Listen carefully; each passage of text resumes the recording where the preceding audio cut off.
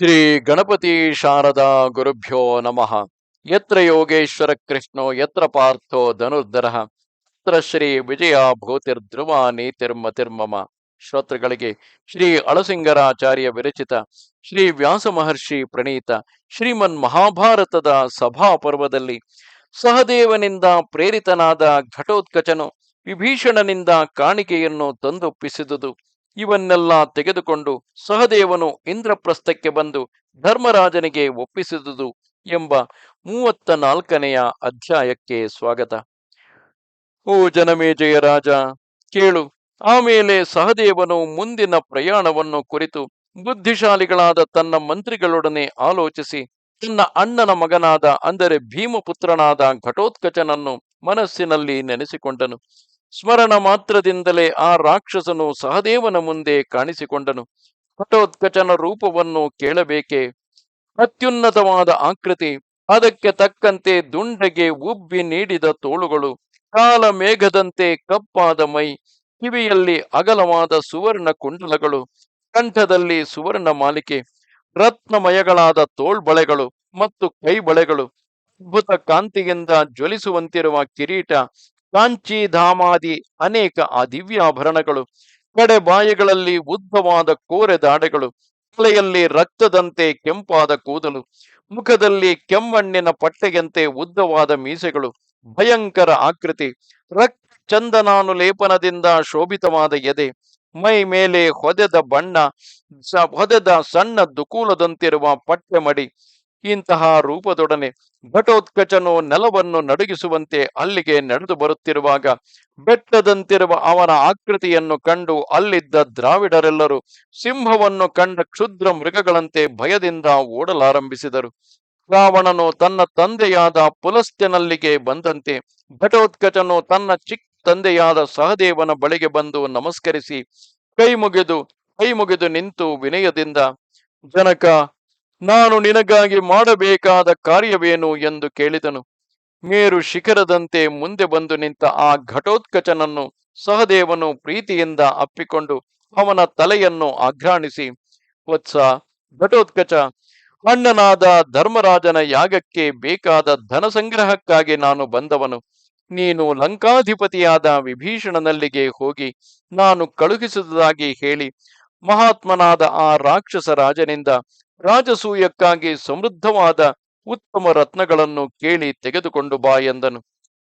ಈ ಮಾತನ್ನು ಕೇಳಿದೊಡನೆ ಘಟೋತ್ಕಚನು ಅತ್ಯುತ್ಸಾಹದಿಂದ, ಜನಕ, ಹಾಗೆಯೇ ಮಾಡುವೆನು ಎಂದು ಹೇಳಿ ಸಹದೇವನಿಗೆ ಪ್ರದಕ್ಷಿಣೆ ಮಾಡಿ ಕೈಮುಗಿದು ದಕ್ಷಿಣಾಭಿಮುಖವಾಗಿ ಹೊರಟನು.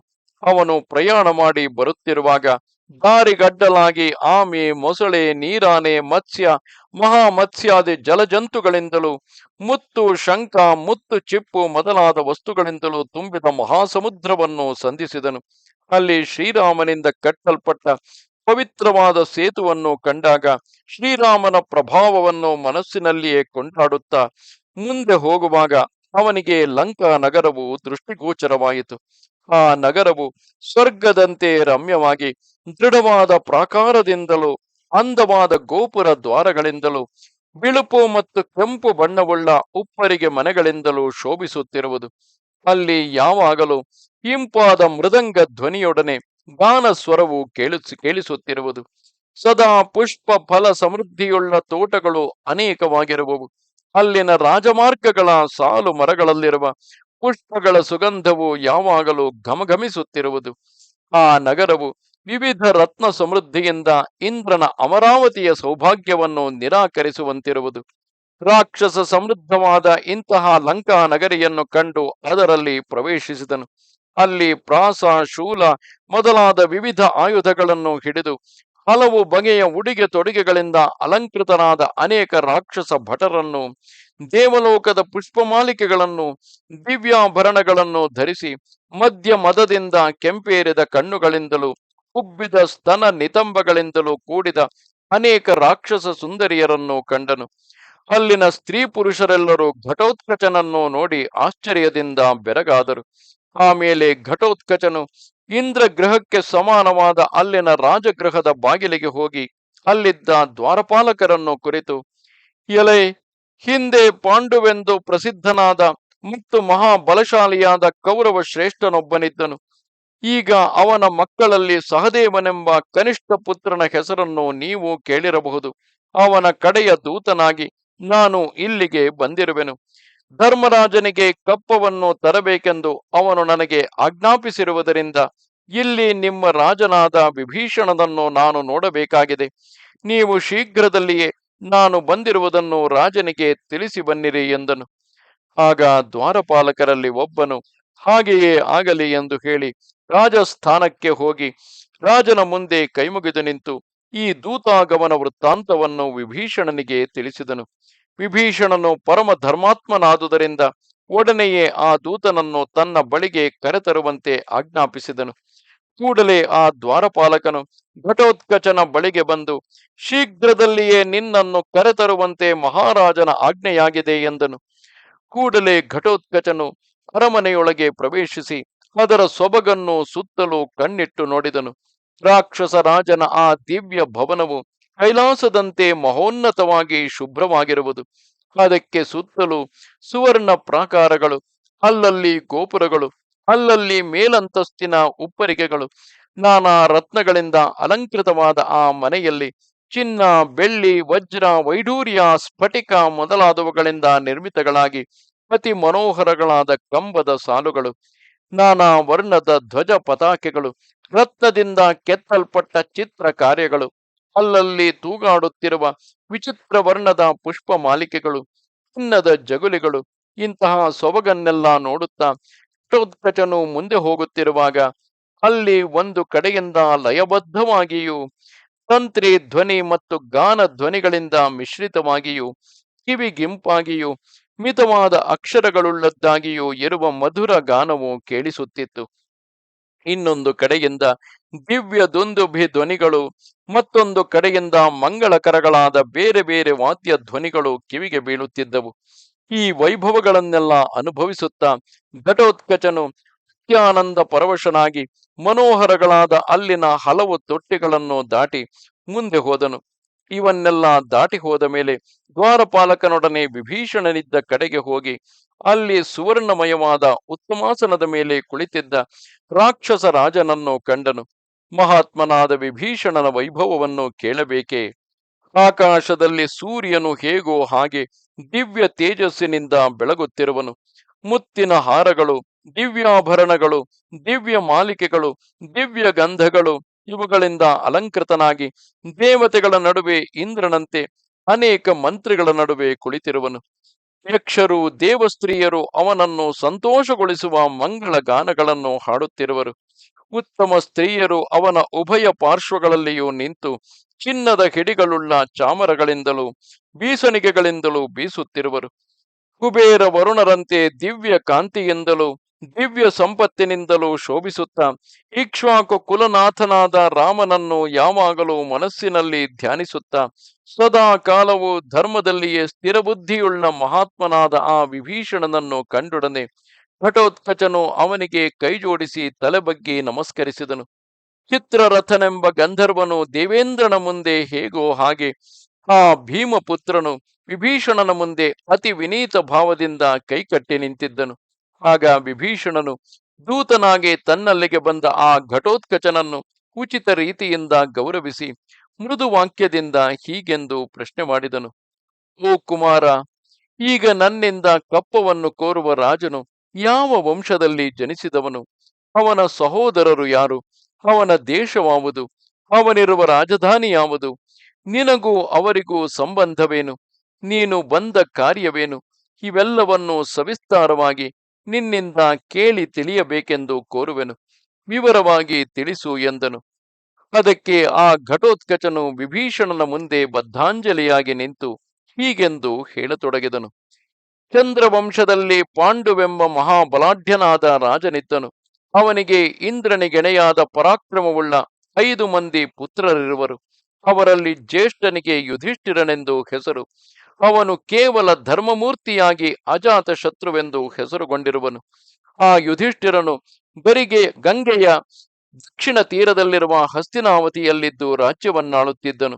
ಆಮೇಲೆ ಆ ರಾಜ್ಯವನ್ನು ಧೃತರಾಷ್ಟ್ರನಿಗೆ ಒಪ್ಪಿಸಿಬಿಟ್ಟು ತಾನು ಇಂದ್ರಪ್ರಸ್ಥಕ್ಕೆ ಬಂದು ಅಲ್ಲಿ ತನ್ನ ಸಹೋದರರೊಡನೆ ಸುಖದಿಂದ ಇರುವನು. ಓ ರಾಕ್ಷಸೇಂದ್ರ, ಆ ನಗರಗಳೆರಡು ಗಂಗೆ ಮತ್ತು ಯಮುನೆ ಈ ಎರಡು ನದಿಗಳ ನಡುವೆ ಇರುವವು. ಯಾವಾಗಲೂ ಧರ್ಮನಿಷ್ಠನಾದ ಆ ಯುಧಿಷ್ಠಿರನು ಇಂದ್ರಪ್ರಸ್ಥದಲ್ಲಿ ಇದ್ದುಕೊಂಡು ಅವನ ಅನುಚರರಾದ ನಮ್ಮೆಲ್ಲರನ್ನೂ ಪಾಲಿಸುತ್ತಿರುವನು. ಆ ಯುಧಿಷ್ಠಿರನಿಗೆ ಭೀಮಸೇನನೆಂದು ಲೋಕದಲ್ಲಿ ಪ್ರಖ್ಯಾತಿಗೊಂಡ ತಮ್ಮನೊಬ್ಬನುಂಟು. ಅವನು ಮಹಾ ತೇಜಸ್ವಿ, ಮಹಾ ಯಶಸ್ವಿ, ಇಂದ್ರನಿಗೆಣೆಯಾದ ಪರಾಕ್ರಮವುಳ್ಳವನು. ಅವನು ಬಲದಲ್ಲಿ 10,000 ಆನೆಗಳಿಗೆ ಸಾಟಿ ಎನಿಸಿದವನು. ಅವನ ತಮ್ಮನಿಗೆ ಅರ್ಜುನನೆಂದು ಹೆಸರು. ಅವನು ಮಹಾ ಬಲ ಪರಾಕ್ರಮವುಳ್ಳವನು. ವೀರ್ಯದಲ್ಲಿ ಕಾರ್ತವೀರ್ಯನಿಗೂ, ಬಲದಲ್ಲಿ ಸಮುದ್ರಕ್ಕೂ, ಅಸ್ತ್ರವಿದ್ಯೆಯಲ್ಲಿ ಜಮದಗ್ನಿ ಪುತ್ರನಾದ ಪರಶುರಾಮನಿಗೂ, ಯುದ್ಧದಲ್ಲಿ ಶ್ರೀರಾಮನಿಗೂ, ರೂಪದಲ್ಲಿ ಇಂದ್ರನಿಗೂ, ತೇಜಸ್ಸಿನಲ್ಲಿ ಸೂರ್ಯನಿಗೂ ಸಮಾನನು. ಆ ಫಲ್ಗುಣನನ್ನು ದೇವದಾನವ ಗಂಧರ್ವರಲ್ಲಿ ಆಗಲಿ, ಪಿಶಾಚ ಪನ್ನಗ ರಾಕ್ಷಸರಲ್ಲಿ ಆಗಲಿ, ಮನುಷ್ಯರಲ್ಲಿ ಆಗಲಿ ಯಾರೂ ಯುದ್ಧದಲ್ಲಿ ಜಯಿಸಲಾರರು. ಹಿಂದೆ ಈ ಅರ್ಜುನನೇ ಖಾಂಡವ ವನದಲ್ಲಿ ಅಗ್ನಿಯನ್ನು ತೃಪ್ತಿಗೊಳಿಸಿದನು. ಆ ಕಾಲದಲ್ಲಿ ಅನೇಕ ದೇವಸೈನ್ಯಗಳೊಡನೆ ತನ್ನನ್ನು ಎದುರಿಸಿ ಬಂದ ದೇವೇಂದ್ರನನ್ನು ಜಯಿಸಿದನು. ಹೀಗೆ ಅವನು ಅಗ್ನಿಯನ್ನು ತೃಪ್ತಿಗೊಳಿಸಿ ಅವನಿಂದ ಅನೇಕ ದಿವ್ಯಾಸ್ತ್ರಗಳನ್ನು ಪಡೆದನು. ಅಲ್ಲದೆ ಆ ಅರ್ಜುನನು ದೇವತೆಗಳಿಗೂ ದುರ್ಲಭಳಾದ ಸುಭದ್ರೆ ಎಂಬ ಕೃಷ್ಣನ ತಂಗಿಯನ್ನು ವಿವಾಹವಾದನು. ಅರ್ಜುನನ ತಮ್ಮನಿಗೆ ನಕುಲನೆಂದು ಹೆಸರು. ಅವನು ಮೂರ್ತಿಮಂತನಾದ ಮನ್ಮಥನಂತೆ ಲೋಕಕ್ಕೆಲ್ಲ ಅತಿಶಯವಾದ ಸೌಂದರ್ಯವುಳ್ಳವನು. ಆ ನಕುಲನ ತಮ್ಮನಿಗೆ ಸಹದೇವನೆಂದು ಹೆಸರು. ಅವನು ಮಹಾಬಲಿಷ್ಠನು, ಯುದ್ಧದಲ್ಲಿ ಷಣ್ಮುಖನಿಗೆ ಸಮಾನನಾದವನು. ಆ ಸಹದೇವನೇ ಈಗ ನನ್ನನ್ನು ತಮ್ಮಲ್ಲಿಗೆ ಕಳುಹಿಸಿದನು. ರಾಜೇಂದ್ರ, ನಾನು ಭೀಮಸೇನನ ಮಗನು. ಘಟೋತ್ಕಚನೆಂದು ನನ್ನ ಹೆಸರು. ಮಹಾಭಾಗ್ಯವತಿಯಾದ ಹಿಡಿಂಬಿ ಎಂಬ ರಾಕ್ಷಸಿಯು ನನ್ನ ತಾಯಿ. ಪಾಂಡವರ ಉಪಕಾರಕ್ಕಾಗಿಯೇ ನಾನು ಈ ಭೂಮಿಯನ್ನೆಲ್ಲ ಸುತ್ತುತ್ತಿರುವೆನು. ಈಗ ನನ್ನ ದೊಡ್ಡಪ್ಪನಾದ ಯುಧಿಷ್ಠಿರನು ರಾಜಸೂಯವೆಂಬ ಮಹಾಯಾಗವನ್ನು ನಡೆಸಲು ಉದ್ದೇಶಿಸಿ ಎಲ್ಲ ರಾಜರಿಂದ ಕಪ್ಪವನ್ನು ತರುವುದಕ್ಕಾಗಿ ತನ್ನ 4 ತಮ್ಮಂದಿರನ್ನು 4 ದಿಕ್ಕಿಗೂ ಕಳುಹಿಸಿದನು. ಶ್ರೀಕೃಷ್ಣನೊಡನೆ ಕಲೆತ ಧರ್ಮರಾಜನು ತನ್ನ ತಮ್ಮಂದಿರನ್ನು ಈ ಕೆಲಸಕ್ಕಾಗಿ ಕಳುಹಿಸಿದನು. ಅರ್ಜುನನು ಉತ್ತರ ದಿಕ್ಕಿನಲ್ಲಿ 100,000 ಅಂದರೆ 1,00,000 ಯೋಜನಗಳ ದೂರದವರೆಗೆ ಹೋಗಿ ಅನೇಕ ರಾಜರನ್ನು ಜಯಿಸಿದನು. ಕೆಲವರನ್ನು ಕೊಂದು ಬಂದನು. ಸ್ವರ್ಗ ದ್ವಾರದವರೆಗೆ ಹೋಗಿ ಅಲ್ಲಲ್ಲಿಂದ ರತ್ನಗಳನ್ನು, ಬಗೆ ಬಗೆಯ ದಿವ್ಯಾಶ್ವಗಳನ್ನು, ಧನರಾಶಿಯನ್ನು ತಂದು ಧರ್ಮರಾಜನಿಗೆ ಒಪ್ಪಿಸಿದನು. ಅದರಂತೆಯೇ ಭೀಮಸೇನನು ಪೂರ್ವ ದಿಕ್ಕಿನಲ್ಲಿ ಅನೇಕ ರಾಜರನ್ನು ಜಯಿಸಿ ಧನವನ್ನು ತಂದುಕೊಟ್ಟನು. ನಕುಲನು ಇದೇ ಕಾರ್ಯಕ್ಕಾಗಿ ಪಶ್ಚಿಮ ದಿಕ್ಕಿಗೆ ಹೋಗಿರುವನು. ದಕ್ಷಿಣ ದಿಕ್ಕಿಗಾಗಿ ಹೊರಟ ಸಹದೇವನು ನಿನ್ನಲ್ಲಿಗೆ ಕಪ್ಪವನ್ನು ತರುವುದಕ್ಕಾಗಿ ನನ್ನನ್ನು ಕಳುಹಿಸಿದನು. ಓ ಮಹಾತ್ಮ, ಪಾಂಡವರ ಚರಿತ್ರವನ್ನು ನಿನಗೆ ಸಂಕ್ಷೇಪವಾಗಿ ತಿಳಿಸಿದನು. ಆದರೆ ನಾವು ನಿನಗೆ ಈ ವಿಷಯದಲ್ಲಿ ಆಜ್ಞೆ ಮಾಡಲಾರೆವು. ನೀನಾಗಿಯೇ ಯುಧಿಷ್ಠಿರನ ಧರ್ಮಜ್ಞತೆಯನ್ನು, ಅವನು ತೊಡಗಿರುವ ಪವಿತ್ರವಾದ ರಾಜಸೂಯ ಯಾಗವನ್ನು, ಭಗವಂತನಾದ ಶ್ರೀಕೃಷ್ಣನೇ ಈ ಕಾರ್ಯಕ್ಕೆ ಪ್ರೋತ್ಸಾಹಕನಾಗಿರುವುದನ್ನು ನೋಡಿ ಧರ್ಮಜ್ಞನಾದ ನೀನು ಕಪ್ಪವನ್ನು ಕಳುಹಿಸಿಕೊಡಬೇಕು ಎಂದನು. ಈ ಮಾತನ್ನು ಕೇಳಿ ಧರ್ಮಾತ್ಮನಾದ ವಿಭೀಷಣನು ತನ್ನ ರಾಕ್ಷಸ ಮಂತ್ರಿಗಳೊಡನೆ ಆ ಘಟೋತ್ಕಚನು ತಂದ ಸಂದೇಶವನ್ನು ಬಹಳ ನಮ್ರತೆಯಿಂದಲೂ ಸಂತೋಷದಿಂದಲೂ ಆಧರಿಸಿದನು. ಶ್ರೀಕೃಷ್ಣನೇ ಸಾಕ್ಷಾತ್ತಾಗಿ ಈ ಕಾರ್ಯಕ್ಕೆ ಪ್ರವರ್ತಕನೆಂದು ತಿಳಿದುಕೊಂಡು ಚಿತ್ರ ವಿಚಿತ್ರಗಳಾದ ಕಂಬಳಿಗಳನ್ನು, ಆಸ್ತರಣಗಳನ್ನು, ರತ್ನ ಖಚಿತಗಳಾಗಿ ಚಿನ್ನ, ಬೆಳ್ಳಿ, ದಂತಗಳಿಂದ ಮಾಡಲ್ಪಟ್ಟ ಮಂಚಗಳನ್ನು, ಬೆಲೆಯುಳ್ಳ ಆಭರಣಗಳನ್ನು, ಹವಳ, ರತ್ನ ಮುಂತಾದವುಗಳನ್ನು ಆ ಘಟೋತ್ಕಚನ ವಶಕ್ಕೆ ತಂದುಕೊಟ್ಟನು. ಚಿನ್ನ, ಬೆಳ್ಳಿಯಿಂದ ಮಾಡಲ್ಪಟ್ಟ ಹಂಡೆಗಳು, ಕೊಡಗಳು, ಪಾತ್ರೆಗಳು, ತಟ್ಟೆಗಳು, ಸ್ನಾನ ದ್ರೋಣಿಗಳು ಇವನ್ನೆಲ್ಲ ಸಾವಿರಾರು ಲೆಕ್ಕದಿಂದ ತಂದೊಪ್ಪಿಸಿದನು. ರತ್ನ ಖಚಿತಗಳಾದ ಕುಂಡಲಗಳನ್ನು, ಚಿನ್ನದ ಹೂಗಳನ್ನು, ಚಂದ್ರನಂತೆ ಬಿಳುಪಾಗಿ ವಿಚಿತ್ರಾಕೃತಿಗಳಿಂದ ಕೂಡಿದ ಶಂಖಗಳನ್ನು ತಂದುಕೊಟ್ಟನು. ಯಾಗಶಾಲೆಗೆ ತೋರಣ ಸ್ತಂಭಗಳಾಗಿ ನಿಲ್ಲಿಸಲು ಯೋಗ್ಯವಾದ 14 ತಾಳೆಯ ಮರಗಳನ್ನು ತಂದುಕೊಟ್ಟನು. ಸುವರ್ಣಮಯವಾದ ತಾವರೆಯ ಹೂಗಳು, ರತ್ನದ ಪಲ್ಲಕ್ಕಿಗಳು, ಬೆಲೆಯುಳ್ಳ ಕಿರೀಟಗಳು, ಕಂಕಣಗಳು, ವಿಧ ವಿಧ ಚಂದನಗಳು, ವಿಧ ವಸ್ತ್ರಗಳು ಇದನ್ನೆಲ್ಲ ಕೊಡಿಸಿದನು. ಈ ವಸ್ತುಗಳನ್ನೆಲ್ಲ ವಿಭೀಷಣಾಜ್ಞೆಯಿಂದ 80,000 ಮಂದಿ ರಾಕ್ಷಸರು ಸಾಗಿಸಿಕೊಂಡು ಆ ಘಟೋತ್ಕಚನನ್ನು ಮುಂದಿಟ್ಟುಕೊಂಡು ಸಹದೇವನ ಬಳಿಗೆ ಹೊರಟರು. ಘಟೋತ್ಕಚನು ಹೊರಡುವಾಗ ವಿಭೀಷಣನಿಗೆ ನಮಸ್ಕರಿಸಿ ಕೈಮುಗಿದು ಅವನನ್ನು ಪ್ರದಕ್ಷಿಣವಾಗಿ ಸುತ್ತಿ ಬಂದನು. ಆಮೇಲೆ ಎಲ್ಲ ರಾಕ್ಷಸರೊಡನೆ ಹೊರಟು ಸಮುದ್ರವನ್ನು ದಾಟಿ ಸಹದೇವನ ಬಳಿಗೆ ಬಂದನು. ಆಗ ಸಹದೇವನು ಅಷ್ಟು ಮಂದಿ ಭಯಂಕರ ರಾಕ್ಷಸರು ಅಪಾರ ರತ್ನಗಳನ್ನು ಹೊತ್ತು ತಂದಿರುವುದನ್ನು, ಘಟೋತ್ಕಚನು ಅವರನ್ನೆಲ್ಲ ತನ್ನ ಹಿಂದೆ ಕರೆತಂದುದನ್ನು ನೋಡಿ ಬೆರಗಾದನು. ಆ ರಾಕ್ಷಸರ ಸ್ವರೂಪವನ್ನು ನೋಡಿ ಆ ದ್ರಾವಿಡ ದೇಶದ ಜನರೆಲ್ಲರೂ ಭಯದಿಂದ ಓಡುವುದಕ್ಕೆ ಆರಂಭಿಸಿದರು.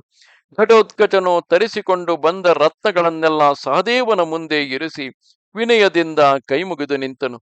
ಆ ರತ್ನ ರಾಶಿಯನ್ನು ನೋಡಿ ಸಹದೇವನಿಗೆ ಸಂತೋಷವು ಉಕ್ಕಿ ಬರಲು ಘಟೋತ್ಕಚನನ್ನು ಕೈ ನೀಡಿ ಆಲಂಗಿಸಿಕೊಂಡನು. ಆಮೇಲೆ ದ್ರಾವಿಡ ದೇಶದ ಜನರನ್ನೆಲ್ಲ ಕಳುಹಿಸಿಕೊಟ್ಟು ಅಲ್ಲಿಂದ ಹಿಂತಿರುಗಿದನು. ಓ ಜನಮೇಜಯ ರಾಜ, ಹೀಗೆ ಸಹದೇವನು ದಕ್ಷಿಣ ದಿಕ್ಕಿನಲ್ಲಿ ತನ್ನ ಪರಾಕ್ರಮದಿಂದಲೂ ಮೃದು ವಾಕ್ಯದಿಂದಲೂ ತನಗೆ ಕೈಗೂಡಿ ಬಂದ ಜಯಲಕ್ಷ್ಮಿಯಿಂದಲೂ ಅನೇಕ ರಾಜರನ್ನು ಜಯಿಸಿ ಅವರಿಂದ ಕಪ್ಪವನ್ನು ಸಂಗ್ರಹಿಸಿಕೊಂಡು ಹೊರಟನು. ಆ ಯಜ್ಞಶಾಲೆಗೆ ಬೇಕಾದ 14 ತಾಳೆಯ ಮರಗಳನ್ನು ಆ ರಾಕ್ಷಸರಿಂದಲೇ ಹೊರಿಸಿಕೊಂಡು ತನ್ನ ಸಮಸ್ತ ಪರಿವಾರಗಳೊಡನೆ ವೇಗದಿಂದ ಇಂದ್ರಪ್ರಸ್ಥಕ್ಕೆ ಬಂದು ತಾನು ತಂದ ಧನರಾಶಿಗಳನ್ನೆಲ್ಲ ಧರ್ಮರಾಜನಿಗೆ ಒಪ್ಪಿಸಿ ಕೈಮುಗಿದು ನಮಸ್ಕರಿಸಿದನು. ಆಗ ಧರ್ಮರಾಜನು ಎಂಥವರಿಗೂ ದುರ್ಲಭವಾದ ಅಷ್ಟೊಂದು ಧನರಾಶಿಯು ಲಂಕೆಯಿಂದ ತನಗೆ ಬಂದುದನ್ನು ನೋಡಿ ಸಂತೋಷ ಆಶ್ಚರ್ಯಗಳಲ್ಲಿ ಮಗ್ನನಾದನು.